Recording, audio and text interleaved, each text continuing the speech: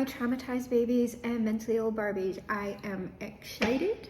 Sort of. Like, I'm kind of low energy right now because I just started getting way more consistent with my jogging again. So while I'm happy about that, I'm also like, hello, my traumatized babies and mentally ill Barbies. I'm very tired.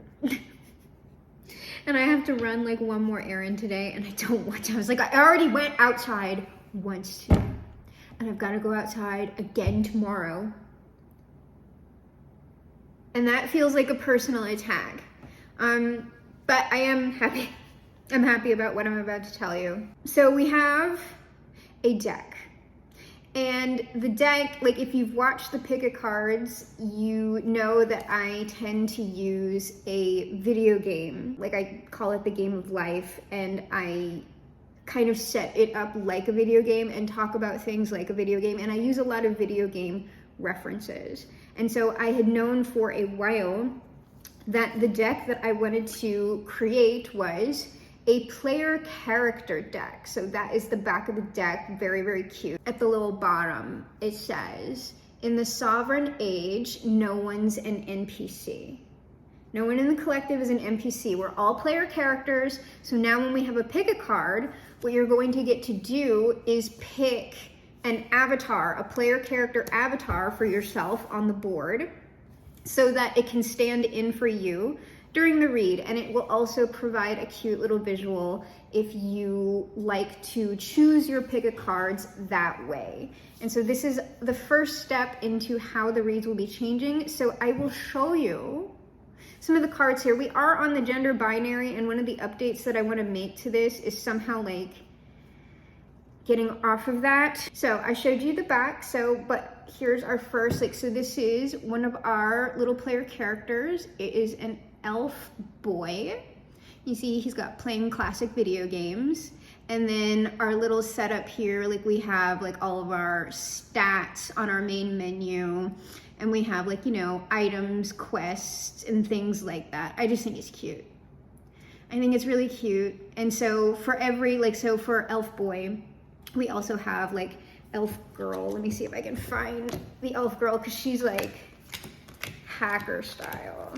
And so everybody, I do have human boy and human girl in here, but it's predominantly fantasy characters because my thing is, of course, it's gonna be the last card. It literally is. It was the second to last card. So here is the corresponding elf girl, and she is a little hacker. I don't know, pull back a little bit. Anyway, they're cute. I think they're cute, and so we will set these up as a visual. I got a cat boy making a salad. I don't know why he's making a salad, but I just thought it was cute. Cat boy making a salad. A lot of them are doing, I have too many people, you can tell, when you start looking at these, there are so many characters, eating snacks and playing video games and reading books. It's just gee, I wonder what, Allison likes to do in her spare time. Oh, I like this angel girl one because she's buff and lifted weights. I like that. You'll see more and more of these as, oh, mermaid girl. I like her. I like her a lot. I am working on another deck it's not a build off of this system because this deck is the first part of a particular system that I'm going to implement. I also like this because she's eating a hamburger, fairy girl. I'm not showing you any of the boys. Here, I'll show you Dragon Boy. He's cool, he's a bartender. It's kind of dark. Some of these are that's another thing. I don't mind for me, but showing up on camera, it's kind of hard for you to really see the dragon boy very well. Dragon guy, dragon dude. And also the demon girl. So some of these I'll probably have to change when I do the next print run because I obviously it looks different on the screen than when you get this stuff printed. But my little demon girl, she's pole dancing, but it's too dark to really see well. So I'm gonna have to do some different stuff here with lighting and everything else. Do I want to show anybody else? I kind of like the goblin. Again, they're eating snacks. I like the goblin boy eating snacks. Anyway, that's a flip through, but I wanted to show you that the project is completed. These will be showing up in reads going forward. So I wanted to show off our little deck and just be like, yay! So the deck was successfully printed, and now I will be taking care of other projects that will, the next one is not going to build off of this system. The project after that will build off of this system, and then the reads will evolve again. But to make this more than just I'm gonna show you my thing. I'm gonna show my Pokemons. Let me show you them. Instead of me just showing you my Pokemons, I am also going to talk to you about because these decks are meant to build off of my system of manifestation, which is not law of attraction based. And I have a very old video talking about a logarithmic manifestation. That is sovereign age manifestation. It is not law of attraction based. So I'm going to talk about that now. I do have notes because I do not have my own, I have my own system thought out, but I do not have it all committed to perfect memory yet. So I'm going to be reading from some of this, and I know it's I really want to commit it to memory because then I can just talk it and I don't have to read it. But for now, we're going to read it. So let's talk and go over what manifestation actually is. Manifesting is an ever-evolving act of intentional creation that is evident in the material world. Manifesting is also non-linear, simultaneous, and constant. So the reason why I'm bringing that piece up is that I'm going to go over this system, and this system, just by nature of our perception of time, right, and how I have to organize things, it's going to sound like an A, B, C, D, E process. It's not. Most of these things are all going on simultaneously, and you really don't have to give conscious thought to most of it, except for 2 of these states. And the most important state, it's simple. It's so simple. For me, going with this system and the most important state, activating it, gives you way more agency over your manifestation process than the law of attraction based stuff. However, what I will say is, while we are always moving beyond the law of attraction, there is stuff from that particular age of manifestation content that is still good. It is still relevant. It's just some of it, the law of attraction, I call all of that stuff closed system manifestation, in that it only functions as it should, given that it's sort of they have an answer for everything, right? It's oh, well, you had a soul contract. Anytime something goes wrong in closed system manifestation, they have a reason why it's your fault and why the system is actually perfect and foolproof. And if you were just doing the system right, you wouldn't have any problems. It's a good rule of thumb that whenever somebody's talking to you about some sort of spiritual process and they're telling you something I have all of the answers, this is how the universe works, end of story, and there is no mystery involved, there's no I don't really know what the shit's going on here, it's probably a scam. It's probably not true, because no one knows. We have general ideas and beliefs, right? Nobody actually knows what's going on here. This is insane. I'm talking to you from a glass, crystal, metal, and electric square.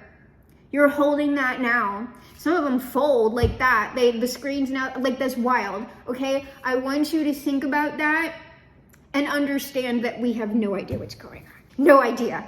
It's wild that that's even happening right now. But so here is my system of manifestation that these decks, as I continue producing them, will build off of. So in my system, there are no laws. There are states and spectrums. So we're in energetic states. We are implementing specific states at various spectrums. It's off of that like low vibrational is bad, high vibrational is good. Like that's not necessarily true at all. Though like I get describing certain things as high vibrational and low vibrational. I'm not trying to like completely change that languaging. As long as you understand, like if we're talking about low and high vibrational, you're talking about high notes and low notes. A good song uses both. Like if we only had high notes, like we'd be making very shitty music. So just because something is low vibrational doesn't mean it has no place. It doesn't mean it's wrong. It doesn't mean it's bad. That's the only issue I want to get across with that. Like a lot can be going on at once because it's like what quantum manifesting, right? If we want to say that instead of a algorithmic, I say that wrong so much, algorithmic manifestation, quantum state manifestation, where we have lots of different resonances going on all at once. So there are three main states, and the three main states have substates beneath them. So the three main states are the state of dreaming, the state of divination, and the state of development. Those are the three big states. Now, the ones that are most important are the state of dreaming, and then under the state of development, there's a substate there that is like the most important one. And we'll get to it when we get to it. But it's like what's going on in the state of dreaming and what's going on with that one substate under the state of development are really the only two things that you're ever going to be like actively thinking about. The rest of this stuff is just explaining energy mechanics, and that's it. So the state of dreaming only has one substate, and that is the state of worth. The state of worth says the character of your life, the attitude of your birth, combined into one generates your worth. Your worth is essentially linked up to the current state of your self-worth or your self-esteem. And the trick to this is your self-worth and your self-esteem have nothing to do with your inherent value. No matter the current state of your self-worth or self-esteem, your inherent value never changes. Like from day, even probably before day one, all of your incarnations and variations and blah, blah, blah, blah, blah, till the end of time, you have an inherent worth that for me, being a theist, is divine, right? But the issue with that is sometimes we can't see that. We're not aware of it. So the thing that is actually fluctuating is your perception of your inherent worth. The actual worth never changes at all, but your perception of it can change, which will determine certain things about your like aggregate vibe, right? The energy that you're putting out into the environment. So the state of dreaming and, the substate of the state of worth, that's all where you're doing energy work, no matter what the energy work is. So the state of dreaming is where you're visualizing, you're scripting, you're affirming. Maybe you want to listen to subliminals. Maybe you want to get delusional, even though I would caution against delusional. The state of dreaming is where you are doing work on any of the infinite realms of non-resistance.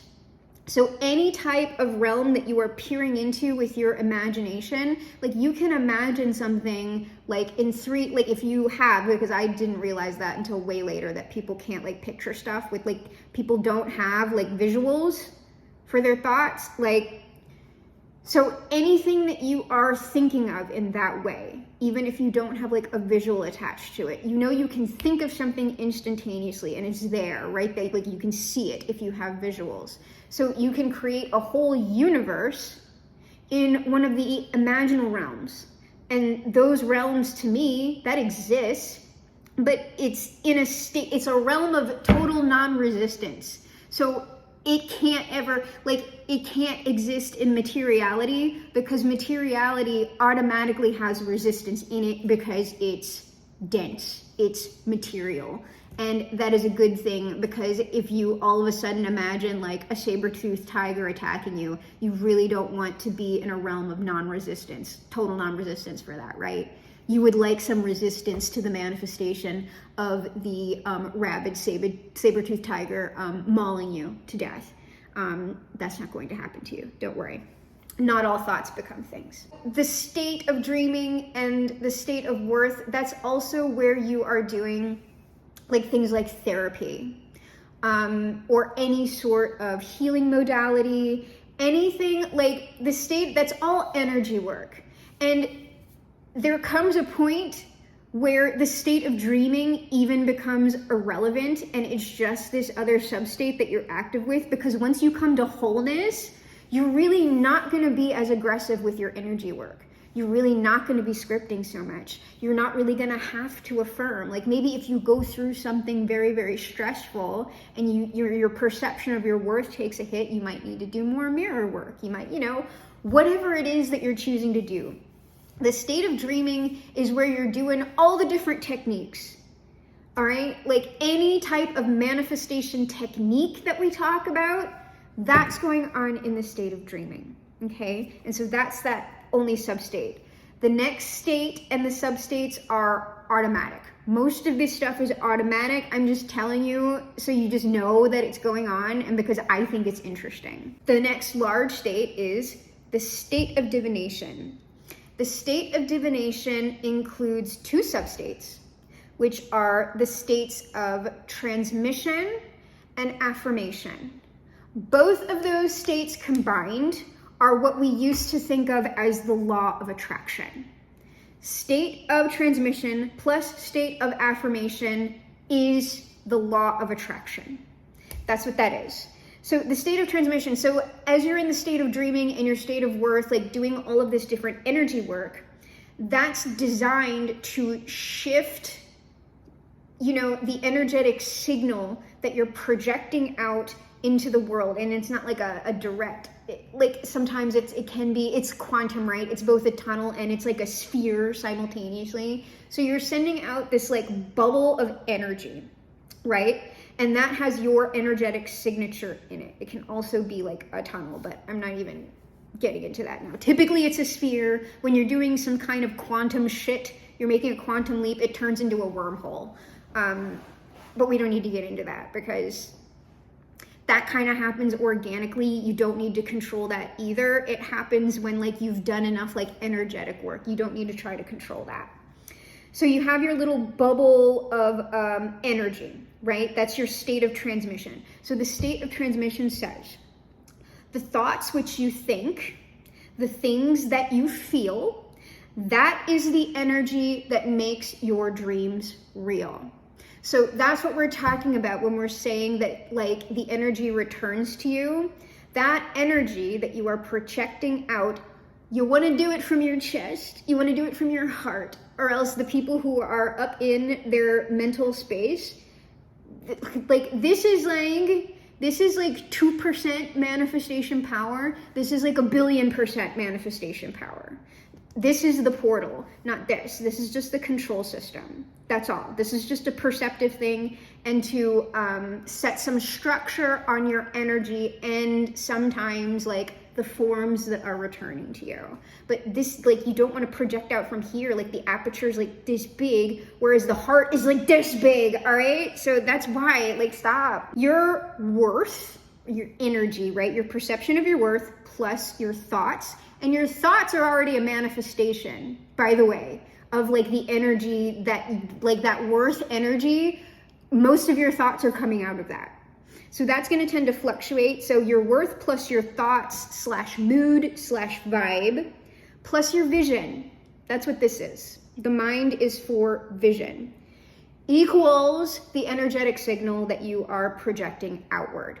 And that's just happening automatically. The only thing that you're doing is either changing the aperture, like if you're like all in your head all the time, that's why like you get headaches and stuff, because you're trying to push too much energy like through like this little tiny space. Whereas if you come down here into your heart and like your other energetic centers, you can move a lot more energy through, all right? And it's not gonna be as arduous for you. So that's the state of transmission. The state of affirmation, all that is you getting feedback in the material environment from the signal that you're sending out.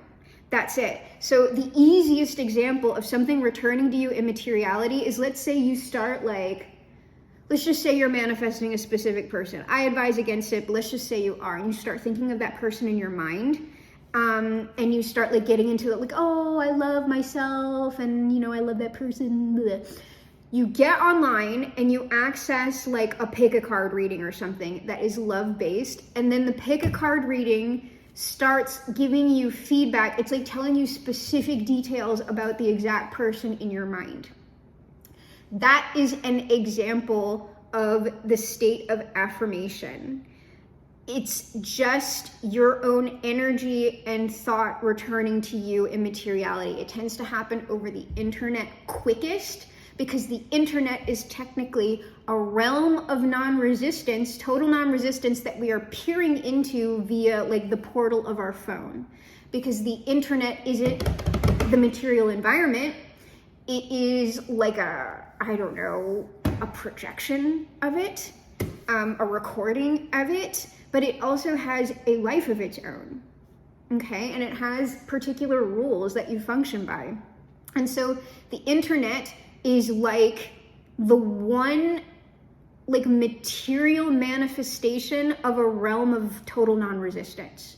And you know that, right? Because the second that you start like thinking about a certain thing or even mentioning a certain thing, the shit that's on your phone picks it up and starts giving you immediate feedback on it, like via ads and everything else.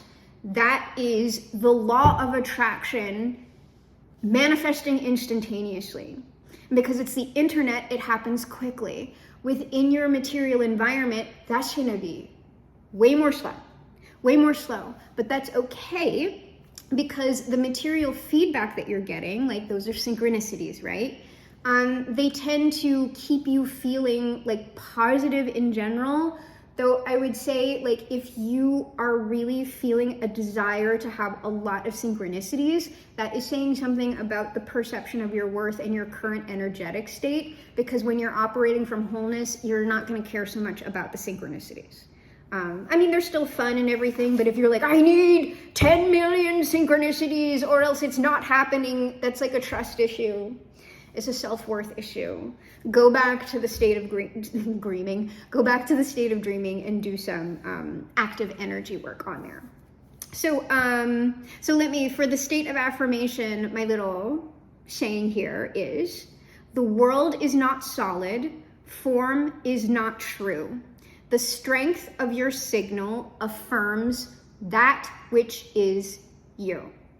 So it's your dreams, your thoughts, your energy coming back to you within material feedback. And something that like, what's fine is that all of that, your energy, like no one is sitting there in the exact same energy all day long, every single day. Your mood's gonna fluctuate, your thoughts are gonna fluctuate. So the feedback that you're getting in materiality is also going to fluctuate. And you think of it like your social media feed. When you get on your YouTube feed or your For You page on TikTok, there's gonna be stuff there that is obviously curated to your vibe, because you've been interacting with certain things on TikTok and on YouTube, but you'll know that certain things just appear in your feed that have nothing to do with you, usually because like a lot of other people are giving them attention. So like significant like world events will show up in your feed, or stuff that is somehow related to the topics or feedback that you want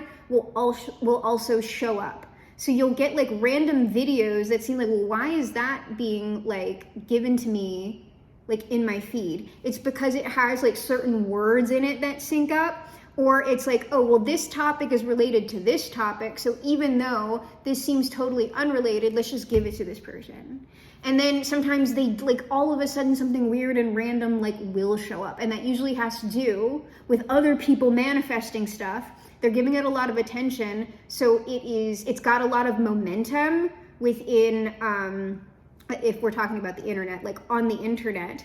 So like when people say stuff like everything I learned about Shane Dawson is like against my will or against my consent, that's because other people are giving so much attention to Shane Dawson. Well, not really anymore, but like, you know, to certain people that you don't care about. But because there's so much attention and momentum behind that thing, it's still gonna show up in your shit. So that's why I'm saying, like, don't worry so much about what you're attracting. That's not the most significant thing. And as you do more energy work with wholeness, you're going to care less and less about what you're attracting. Because what you're attracting is not what is creating your reality. What creates your reality is within the state of development. So the state of development has the most substates. 2 of them are automatic. You don't have to think of them. The one in between the 2 is the one that you care about. It's the thing that you're going to be doing day to day most consistently to create your reality. So the state of development, it first has the state of dissolution. The state of dissolution says to create a new world, we must pay our dues. In order to gain, you always first lose. And this is describing what goes on. Like, let's say you decide you want to manifest a different job, right? And so you would kind of know, right? You would know, well, oh, to, you know, move into a new job, I'm going to have to leave my old job. Like, that old configuration of materiality is going to move, and I'm going to go into a new configuration of materiality or reality, which is the new job. However, usually stuff you don't expect to lose also starts going. It seems completely like, how is this related to this? Friendships, relationships, money, like all kinds of stuff. Sometimes you'll have like a health issue pop up. And that is all due to this. It's like there's particular stuff that needs to get reconfigured in order to give you the configuration that you're wanting. And you're not always going to know what that is. And so that's when it's just like, oh, like everybody remain calm. Like, it's okay to be in grief about certain things. I think it would be ridiculous for people not to experience grief, or like maybe they go through some sort of financial loss, like before, and it'll be like years before you like you have to go, like that's always the worst, when it's like you don't know how long the manifestation process is going to take. Some things manifest like right away with very, very little issue, and then some shit, it's like decades. And it's like you got to go through all of this energy, all of these forms of materiality, and it's just like finally you get there like 20 years later and you're just like, oh yeah, I remember when I asked for this. It's not that big of a deal to me. Like, you'll go through all of that and then you'll get there and be like, oh, okay, well, I remember when I really wanted this, and you know, whatever. So that's what that means. That's sort of where we are with when we're talking about sacrifice. Sacrifice, like back in the day, tended to look a lot different, right? It was very, very gruesome. It took on material form. And there are people who still sacrifice that way today all over the place, but it's not especially necessary. Typically, what we are sacrificing for a manifestation is going to be our time, our energy, and it's going to be like, let's say like, this deck has to go. I don't know why this deck would have to go somewhere, but typically you want, like, as you're getting more material, you also want to be releasing material at the same time, or else you like develop weird blockages. It's like hoarding, right? So you kind of always want this nice flow of things leaving and things going. Things tend to get very, very drastic when you want to like rush a manifestation, like you try to make a drastic change in your materiality, or when you've done something that's like built up a lot of energy, either in the form of material, or like it's an internal thing. It'll be like a lot of like repressed like love or anger. Like you'll tend to have like an explosion, right? Like that's why. And so like like someone who hoards a lot in their house is more prone to like fires and decomposition, because like pests start nesting in all of the stuff and starts eating it. Like, you can't get away from the dissolution is what I'm saying. Like, you actually can't, like, you can't hoard material. It just starts to decay. And it's like the same thing with your body. Your body's continually sloughing stuff off as well to like make a new form and a new form and a new form. And even that changes, like your face changes, your body changes over time. That's just the nature of creation. That's what it is. So, you know, dissolution, it just is what it is for most manifestation. Most of it isn't going to be dramatic, but we're typically not in control of that. We're not in control all of the time of what it is we have to lose in order to gain the new material construct, right? Okay, so that's like automatic, just that's what you're surrendering to. This is like, oh, getting non-resistance to that thing leaving, bye. So the next state, this one that's in between the two automatic state, is the most important one. It's the only one you really need to like consciously think about. Even more so than like, cause I told you, like once you get like the bulk of like your wholeness work done, you're really not even going to be actively engaging with the state of dreaming or the state of worth all that much. Unless like you really just need to do some heavy duty, like if you go through a recent trauma or something, like, cause it still happens. Like you're not in total control of everything that happens to you, in reality, right? Like you can be in a place of wholeness and in general positivity and contentment, and you still get into a car accident. And so as you're recovering, you might like have to do some like energy work with yourself, because that's like pulling on your energy to recover. And you might go through like a bit of depression or something like that, and you need to kind of pull yourself back up. In that case, you would be more actively engaging with the state of worth again, the state of dreaming. But it becomes less like as you go along. So the most important state is the state of engagement. The state of engagement says, that which you choose, that which you keep, dictates forever the dreams that you seek. So we have our little energy going outward, right? We are attracting things back to ourselves, or getting feedback of our own energy within materiality and on the internet and whatever, right? It's also your thoughts. When you shift your energy, you're gonna have to do the same thing with your thoughts. So whatever comes back to you, right? What's important isn't what you've drawn to yourself. What's important is what you choose to engage with consistently. So let's say, right, in your day, you have materialized a horrible, angry racist and like a chill, awesome person, okay? This person right here is going to be a lot louder, right? They're going to be a lot more offensive. They're going to be attracting a lot of attention to themselves. This person over here, this chill, cool person, not a racist.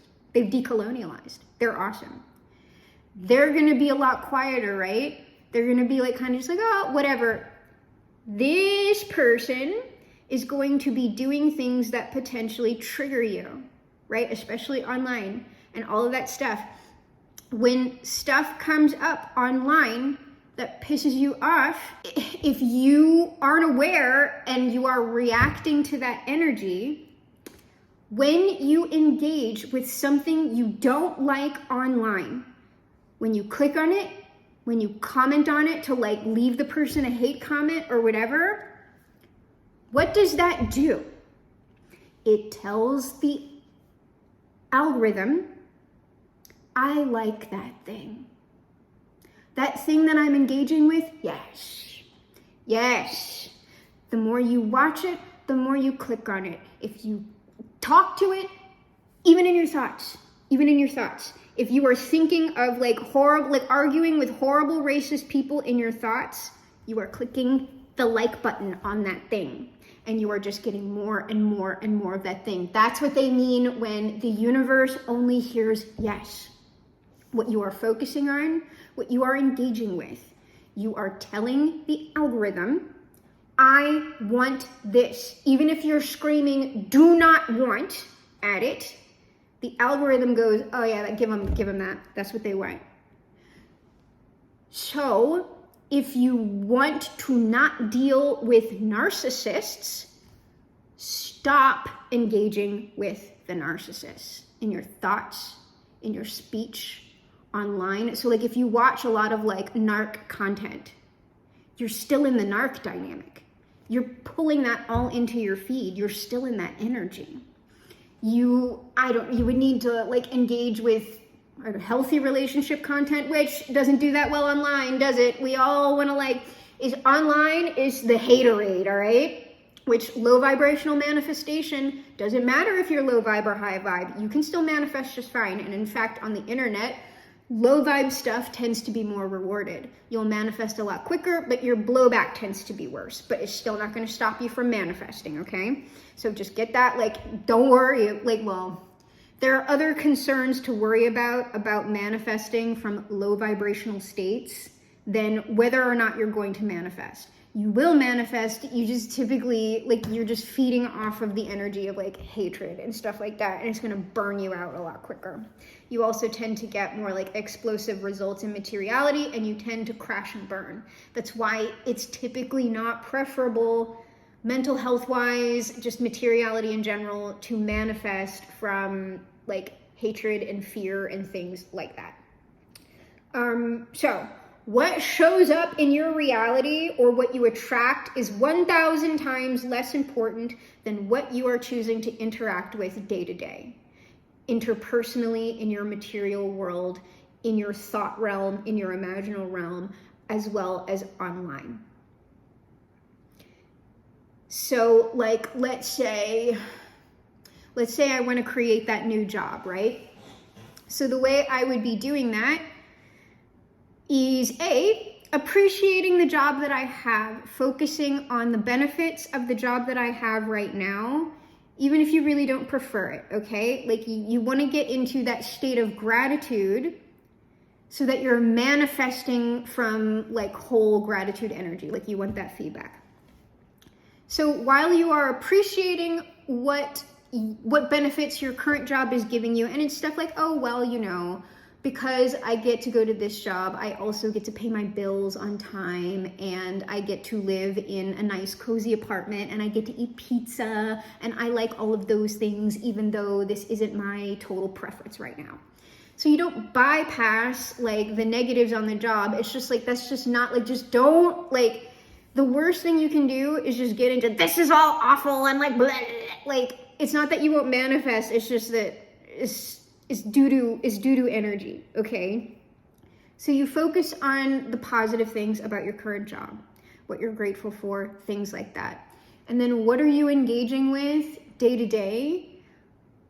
Getting the new job. So how would you be doing that? Well, looking, like, what would you do? Like, what job do you want? What job do you want? And then you start looking at jobs that are available. You start doing that. You start sending out the applications, going on the interviews, getting on YouTube and looking up like how to like present well at an interview. If you're aware that the job of your preference has a skill set that you don't have, well, maybe you need to learn those skills. And here's the thing. Sometimes the job that you don't prefer will actually, like, if you're in gratitude for the job that you have, sometimes that job will shift itself and they will be like, oh, well, you want to do this? Like, this has happened to me. They're like, oh, you want to do this thing instead? Oh, well, we'll pay for this. We'll pay for this and you can learn this skill set and you can do that instead of that. Like, usually you're going to have to like be in an in-betweeny phase where you're doing the thing that you kind of don't prefer while you are transitioning into the thing that you do. And then eventually you're going to be engaging with the thing that you don't prefer less and less and less and less. You're closing that out in like love and light and all that shit, while you are opening up the reality of your preference. So that is what the state of engagement looks like. And yes, it does come down to thoughts, but what I would tell you is that like, don't be panicking about your thoughts. Like, just let it, like, all you really need to do is if you notice that you're stuck in a negative thought loop, you just recognize it and you go, oh, I'm in a negative thought loop. Let me just let it go. If you can. That's going to be harder for some people than others, depending on where you are. That's okay. That's why I don't like the phrase, your thoughts become things, because it's not true. Thoughts are already manifestations of energy. And sometimes the manifestation isn't going to go any further than a thought. Because there's a lot of criticism around thoughts becoming things, because that really, really rattles people who deal with things like intrusive thoughts. And I just want to confirm for you, as someone who's super into manifestation and who has dealt with intrusive thoughts through a large percentage of her life, and mental health issues and trauma and this, that, and the other, none of those thoughts ever became things. Have certain fears that I have had manifested? Yes, they have. But it's never been like, so like an intrusive, like drive your car off the side of a bridge. Like that has never happened. It's not happened. Most of those thoughts are arising just out of a particular configuration of energy that you have. And as you're going to therapy, as you're on your medication and you're activating that neuroplasticity, right? Those channels are going to shift more and more and more so that you have less of that. You're dealing with less of that. What makes it so upsetting is that those thoughts tend to come with like a significant spike of energy. They're very rattling. And so it's very hard to stay non-reactive with them. That is what things like meditation practices are for, practically. And I would say that if you're dealing with a neurodivergency that is particularly resistant to like mindfulness and things like that, there are practices that allow for some form of stimming or something, because they're walking meditation. There's different stuff. So I would look at, like, if you're like, you feel very defeated by a meditation practice, I would look into, I promise you, there are other people making content for neurodivergent people about manifestation that might be radically different than the system that I am talking about. This system isn't going to be for, like, there's like, maybe you use some of what's in my system, right? And maybe you still use some stuff that's in the law of attraction, and then you're like, oh, but my neurodivergency kind of it's not really compatible with this, so I'm going to take this out. But this person over here who shares my neurodivergency, I like their ideas, that really works for me, so I'm going to take this and put it with that. So we're moving out of like an age where we're really listening to one person. That's what I mean when I say that I'm really not for laws. This, like, spectrums and states opens things up. It gives you a lot of room, and it's almost kind of like I can take this thing out and slot it here. If I have a particular technique that I really enjoy, that just slots really nicely underneath the state of dreaming and the state of worth anyway, because I'm not telling you can't use anything like that. The reason why I tend to get critical about certain techniques is that when people start affirming things that I'm like, why are you, like, fake it till you make it? Why would you do, like, don't do, like, why, like, or be delusional. I'm against the energy of delusion for the most, like that energy manifesting from delusion, that's typically an excited energetic state, and excitement is actually agitation. The reason why I tend to stress like wholeness or fulfillment is because that's very even keel, which is giving you even energy from which you're manifesting. It gives you more stable manifestations.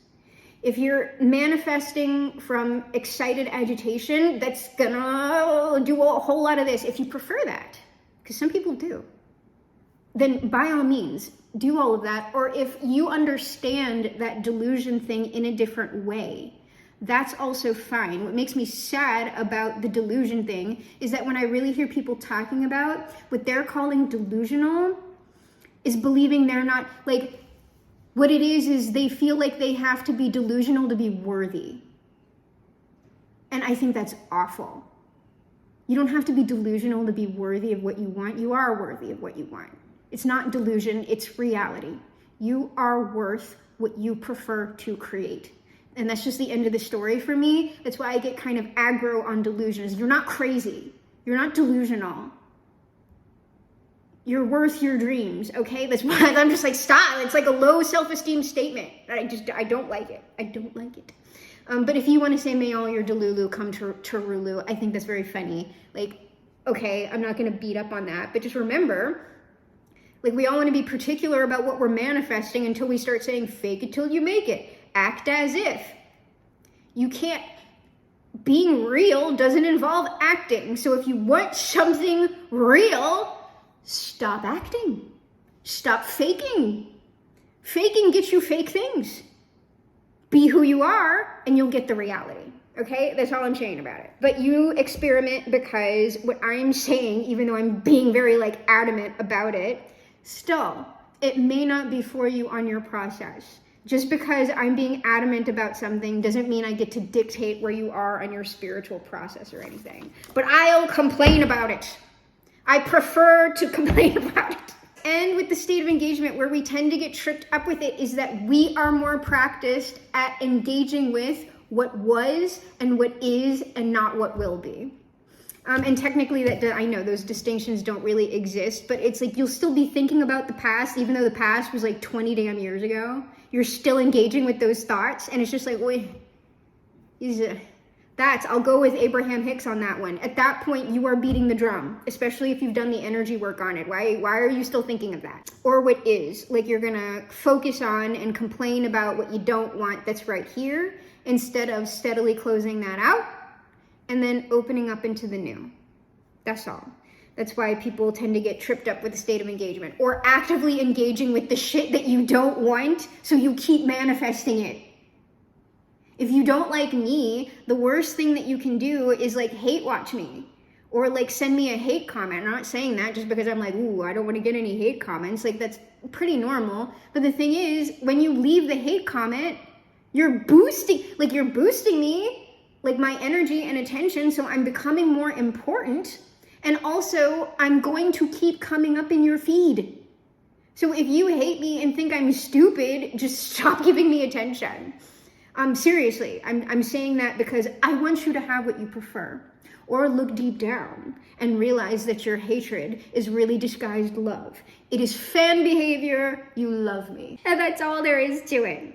So then the final substate, the state of solution. If you know what to do to change what is here, the devoted will see, their dreams will appear. All the state of solution is the material manifestation of your intended result. And so the better that you get at manifestation, the more like, I don't know, maybe the quicker your results, I don't know. You can be like, oh, I want this. So like master manifestors, right? And I'm just going to throw it out there. Someone like Taylor Swift is going to be able to materialize things in the real world much faster than me or you or whatever. Why? Because she has a lot of attention. She has a lot of systemic power. She has a lot of money. And so when she wants to create something, she has the material funds, she has the influence, she has all of that behind her. Does that make her better than you? No, but it does make her more adept at altering materiality. That's why when someone like becomes that powerful within materiality, their words start to matter a lot more. Their behaviors start to matter a lot more, and they get way more responsibility because you simply cannot act as you, like, if I all of a sudden became Taylor Swift, like level of power and influence and wealth, I pretty much couldn't do this anymore. I would have to be operating completely differently just due to the force of my word, at least on materiality. Your inherent power doesn't really change, but what does tend to shift is like how much you are able to like push through. And so like Taylor Swift has her own like willpower, right? But then what she's also pulling through is the energy of like millions of other people. That's what that is. That's why attention and focus and influence, why that's currency. It's because the more people she has focused on her, the more powerful she becomes, because people are doing what she says. Which I don't think y'all should be doing that, but you know, whatever. It's Taylor Swift, what are you gonna do? She's the beast. I am a Swiftie, but, well, I can't call myself a Swiftie.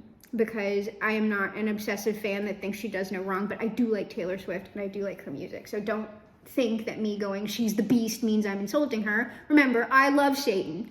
So there we go. Now, a caveat to that entire thing that I'm going to read from right here. No material result creates or propagates fulfillment. Only the process of manifestation does that.